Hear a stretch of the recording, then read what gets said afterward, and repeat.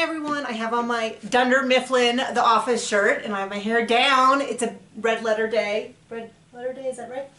I am Nikki Haverstock and this is the author to portion of my channel. And I am the author of 15 Cozy Mysteries. I've released one, I think, since my last major video. And I am going to do a topic that a lot of people have asked me about, which is what programs to use to write with. But it's not that limited. It is also about different factors to consider in your writing, as well as backup, which is such a huge important issue. And I know so many people that have gotten bit on the butt by bad backup programs. And it's really closely related to how you write. And so there was so much overlap, I thought let's deal with both of those topics at the same time. So hopefully, even if you are an author who uses a program that you are really happy with, we can talk about backup strategies. It's going to save you from a major problem. And if you're already saying, oh, I'm fine, I have Dropbox, I have some very specific concerns for you that from people I know who have gotten their entire the problem with the cloud, which is that the cloud is just somebody else's computer and is just as susceptible to problems. So right off the bat, a lot of people ask me what I use. I use Word to write in. I am a chronological writer, which means I start at the front of the book, I work straight through. Sometimes I'll jump back and I will, I'll go and I'll say, oh, I should change this or that. But it's always very minor. Sometimes I don't do it. Sometimes I do it in the process and sometimes I do it at the end. But I start at the beginning of the story, I go to the end. It just is how I write. And that is very significant because with Word, it's just one long streaming, just goes on and on and on. If you are someone who, and that's something that you need to consider when you're looking at writing programs, is how do you write? If you, when I originally wrote as well, I didn't even put chapters in. I would just write the whole thing, just boom, boom, boom, boom, boom, and then my scene breaks eventually would become chapters. I now write more, I think more in chapters. I think like, oh, that's a good hook, I'm going to stop, I'm going to start the next one. So now I do that differently. Another really popular program is Scrivener. They are a sponsor of Nano, so if you're a Nano person, you probably know about it. One of the benefits of Scrivener is that you can put each scene or even each chapter or however kind of in their own tab, and then it's very easy to drag those tabs around. You can see all your chapters. And so if you do not write in order, if you are someone who writes, you see a scene, maybe, I'm going to use a romance because I'm familiar with romance structure, so maybe you see a scene where they get trapped in an elevator and they make love. Okay, you have this scene, but you're not quite sure where it is. Maybe later on there's another scene that's her talking to her mom about her past relationships. Same thing, you might not know, does it go before this or does it go after? And so the nice thing is you can easily drag these around and changing them, and you can see them all along the side. You can name them, scene in elevator, chat with mom, and you can easily see them along the left-hand bar. If you are to do nonfiction and you have chapters on different topics and you're constantly jumping between them, another great reason. I use Scrivener. I use it when I am, part of the reason, another benefit of Word is that a lot of editors use track changes within Word. So the track changes, if you're not familiar with it, it's a button that you can push on the review tab of Word, and then everything you do shows up as a track change, and then you can just go through and you can hit next, accept, takes you to the next one, accept, maybe decline. They can put comments in there. It's all nice and neat. It looks very much like when you were, depending on your age, sorry, if you're really young, this might not be true anymore, but I used to get back my papers with red ink on them. Looks very much like that. They can put notes in, they can highlight something and put in a comma, like almost like a post-it on the side that says something like, I'm not quite sure what this joke is. If the joke is this, then you need to clarify. If it's not, I have no clue what you're talking about.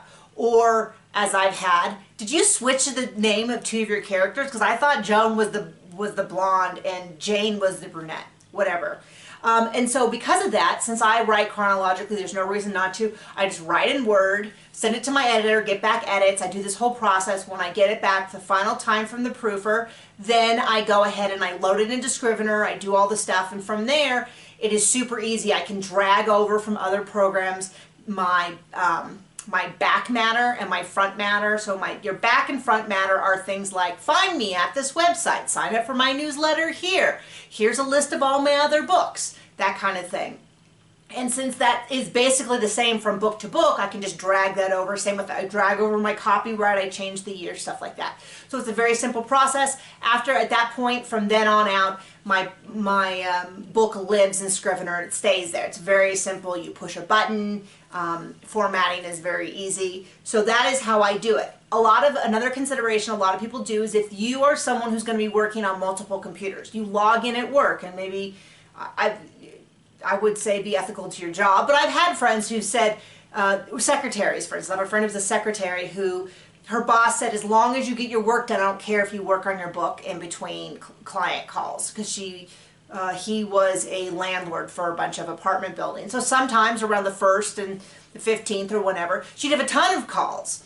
And then she might have days where she answered the phone twice so she could work on her book. So she, if I remember correctly, she would log in and she'd have all of her stuff in Google Doc. If you are co-writing with someone, that is another way to do it.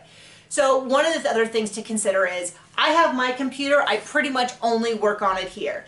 If I do decide that I want to try going to the library, which I obviously hadn't done in forever, but if I decide I want to do that, I will grab I'll do a Control A, which is select all, Control C, and I'll drop it into a Google Doc or into an email. A lot of people will also hook up you can do that with Scrivener. You can put it on multiple computers. You can have the file live on Dropbox. That way you can access it.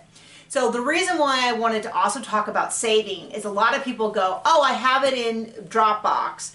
I now do not need to back up my work. So what you need to remember is that places like Dropbox will update and write over your old versions.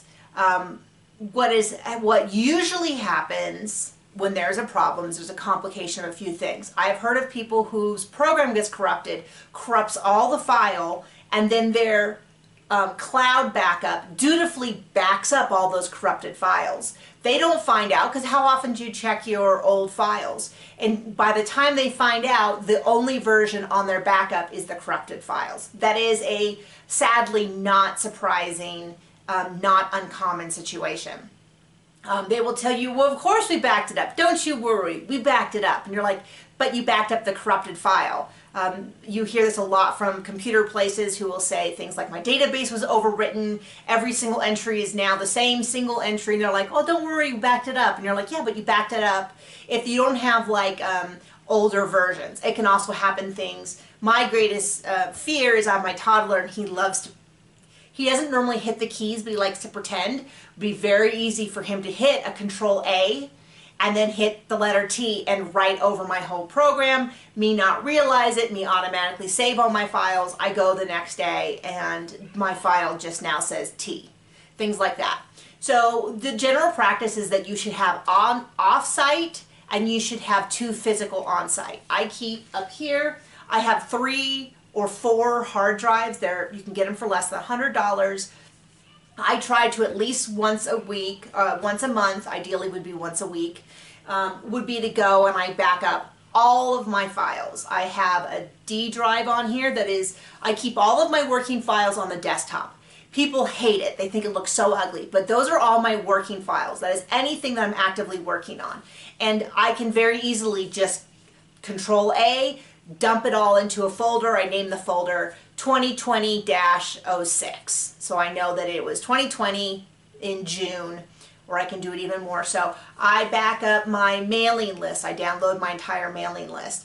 I back up all of the files, and depending, and then I back up all of my D drive is all of my long-term storage. So I keep all of my active stories, but I keep all my backup stories in case someone was theoretically, I have a copyright, but if someone was to theoretically come at me and say, you wrote this book, I published mine 1 week earlier than you, I can go back and say, yeah, but here are my files. Here's my original 0 draft and my first draft and my second draft. You can see that my original draft was a year earlier. I keep all those. They're Word files, they're doc files, they're not very large. And then I keep them with my hard drives, I keep one in a safe. and then I keep one out, and then about every month I rotate them. And so I have, you know, I have a May version up here, I have an April version up here, but I might have March in the safe downstairs because you can very easily spill water on it. When I had a Great Dane, he peed on one of my hard drives. It was savable, it was fine, but of course that like put the fear of God in me that, you know, all I would need is if I had a roof leak right here, I could corrupt all of these. And then on a day-to-day basis, at the end of the day, I drag the files that I've worked on that day into my Gmail, and so I have it there as well, because I don't really want to lose even a single day's worth of work. So I'm not saying that you need to copy my method, but you need to have a long-term method that says, what if there's a fire in the building?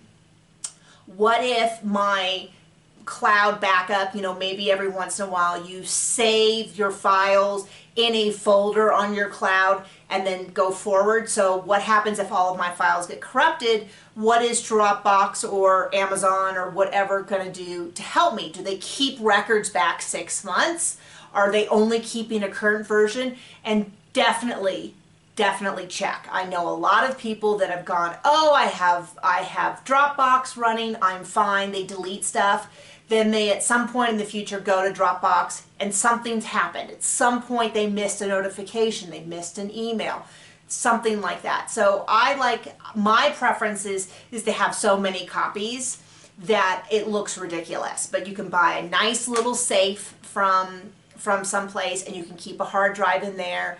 And you want to constantly be updating these hard drives because they don't last forever. Same with your CD and your DVD.